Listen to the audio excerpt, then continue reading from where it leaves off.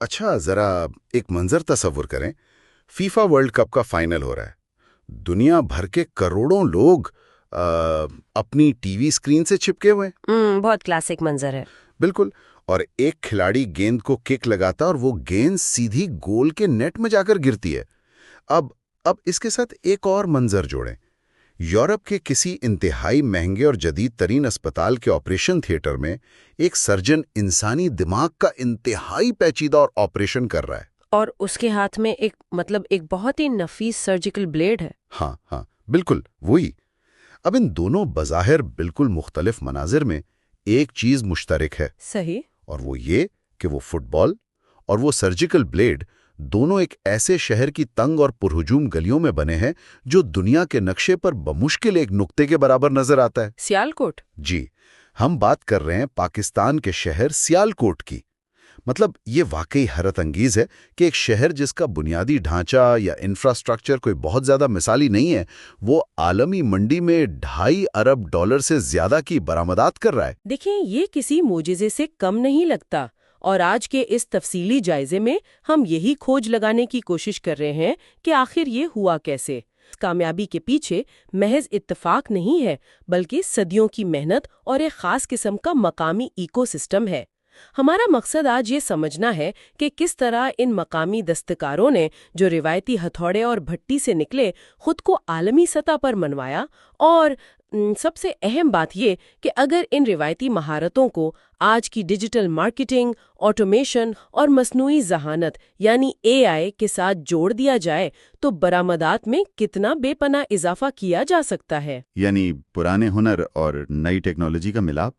چلیں۔ آج کی دنیا میں بہترین سڑک اور بہترین لیبارٹری بھی کافی نہیں۔ بالکل نہیں۔ روایتی مینوفیکچرنگ سے نکل کر عالمی ڈیجیٹل رجحانات سے ہم آہنگ ہونا اب کوئی آپشن نہیں رہا۔ ذرائع واضح طور پر بتا رہے ہیں کہ سیالکوٹ کی بقا اب ٹیکنالوجی کی منتقلی اور ڈیجیٹل مارکیٹنگ پر ہے۔ یہ سب سے اہم نقطہ ہے۔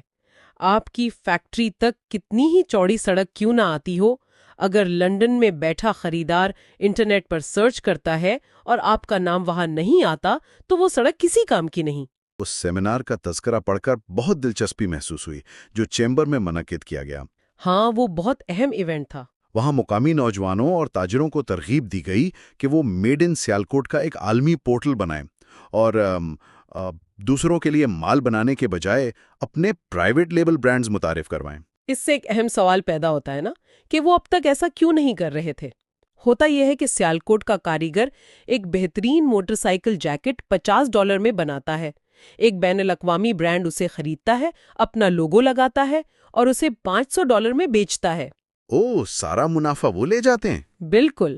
ڈیجیٹل مارکیٹنگ یہ طاقت دیتی ہے کہ سیالکوٹ کا تاجر وہ جیکٹ براہ راست اس گاہک کو $200 میں بیچے، اپنا برانڈ بھی بنائے اور منافع بھی کئی گنا زیادہ کمائے۔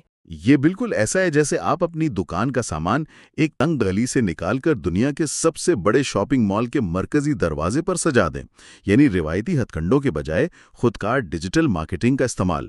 اور رپورٹ خبردار کرتی ہے کہ اگر یہ شہر اب تیزی سے بدلتی ہوئی ڈیجیٹل اور خودکار تکنیک یعنی آٹومیشن اور AI کو نہیں اپناتا تو یہ اپنا مقام کھو سکتا ہے۔ چین پہلے ہی AI کا استعمال کر کے اپنی لاگت بہت کم کر چکا ہے۔ ہاں، AI اب محض مارکیٹنگ نہیں کرتی، فیکٹری کے اندر بھی کوالٹی کنٹرول بہتر کرتی ہے۔ ماہرین کا ماننا ہے کہ ڈیجیٹل فٹ پرنٹ ہی وہ واحد راستہ ہے جس سے برآمدات کو موجودہ سطح سے $10 بلین تک لے جایا جا سکتا ہے۔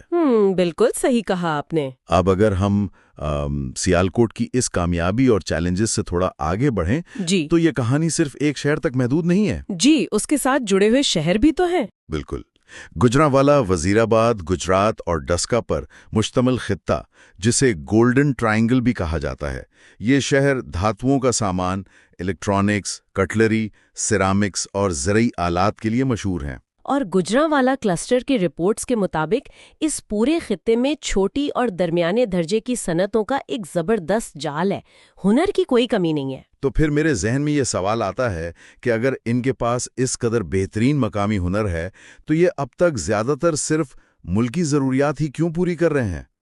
مطلب یہ سیالکوٹ کی طرح عالمی مارکیٹ پر حاوی کیوں نہیں ہو سکے؟ کیا چیز انہیں روکے ہوئے ہے؟ دیکھیں، ذرائع کے مطابق اس فرق کی ایک بہت بڑی وجہ اینکر فرمز کا نہ ہونا ہے۔ Anchor firms? ہاں، اینکر ایک ایسی بڑی لیڈ کرنے والی کمپنی ہوتی ہے جو بڑے پیمانے پر سپلائرز کو اپنی طرف کھینچتی ہے، جیسے سیالکوٹ میں اوبرائے برادران نے کیا، یا جیسے کوئی بڑی کار بنانے والی کمپنی اپنے پرزے بنانے والے سینکڑوں چھوٹے سپلائرز کا معیار بہتر کروا دیتی ہے۔ اچھا، یعنی کوئی بڑا انجن نہیں ہے جو ان چھوٹی بوگیوں کو کھینچ کر عالمی سطح پر لے جا سکے؟ بالکل۔ گجرانوالہ کلسٹر میں ایسی بڑی راستہ دکھانے والی کمپنیوں کی کمی رہی ہے۔ اس کے علاوہ جدت اور تحقیق کی کمی ہے۔ ماہرین بتاتے ہیں کہ یونیورسٹیوں کا صنعت کے ساتھ تعلق اور خصوصی اقتصادی زونز یعنی SEZs کا قیام بہت ضروری ہے۔ اور ڈیجیٹل ٹیکنالوجی؟ وہ تو سب سے اہم ہے۔ یہ خطہ ویکیوم اکانومی سے تبھی فائدہ اٹھا سکتا ہے جب وہ ڈیجیٹل ٹیکنالوجی اور آٹومیشن اپنائے۔ ہاں، ویکیوم اکانومی، یعنی جب چین جیسے بڑے ممالک روایتی مینوفیکچرنگ چھوڑ کر ہائی ٹیک کی طرف جا رہے ہیں تو جو خلا پیدا ہو رہا ہے وہ یہ شہر حاصل کر سکتے ہیں۔ بالکل۔ تو اس سارے تفصیلی جائزے کو اگر سمیٹا جائے تو سیالکوٹ اور گجرانوالہ کلسٹرز کی تاریخ ثابت کرتی ہے کہ ان میں مشکل حالات سے نکلنے کی حیرت انگیز صلاحیت موجود ہے۔ انہوں نے ہمیشہ راہیں نکالی ہیں۔ لیکن اب مقابلہ سستی لیبر کا نہیں ہے۔ بالکل، اب مقابلہ ڈیجیٹل اور ٹیکنالوجی کی مہارت کا ہے۔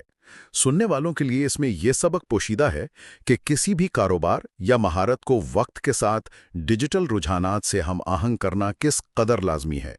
جو ہنر وقت کے ساتھ خود کو اپڈیٹ نہیں کرتا وہ تاریخ کا حصہ بن جاتا ہے۔ صحیح بات ہے۔ ٹیکنالوجی کو اپنانے کا مطلب اپنا روایتی ہنر بھلانا نہیں ہے، بلکہ اسے سمارٹ طریقے سے دنیا کے سامنے پیش کرنا ہے۔ بالکل۔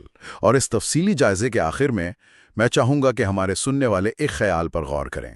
ذرا سوچیں، اگر لوہے کو پگھلانے والے اور لکڑی تراشنے والے عام دستکار جن کے پاس کوئی بڑی ڈگریاں نہیں تھیں، اپنی محنت کے بل بوتے پر دنیا بھر کے کھیلوں کے میدانوں اور ہسپتالوں کے آپریشن تھیٹرز تک پہنچ سکتے ہیں، تو ذرا تصور کریں کہ جس دن انہی دستکاروں کی اگلی نسل نے عالمی ڈیجیٹل مارکیٹ اور جدید ترین خودکار ٹیکنالوجیز یعنی آٹومیشن اور AI پر مکمل عبور حاصل کر لیا، تو کیا اگلا عالمی ٹیک جائنٹ سلیکان ویلی کے بجائے انہی گلیوں سے نہیں ابھرے گا؟ اس پر ضرور سوچئے گا۔ آج کے لیے بس اتنا ہی۔ ملتے ہیں اگلے تفصیلی جائزے میں۔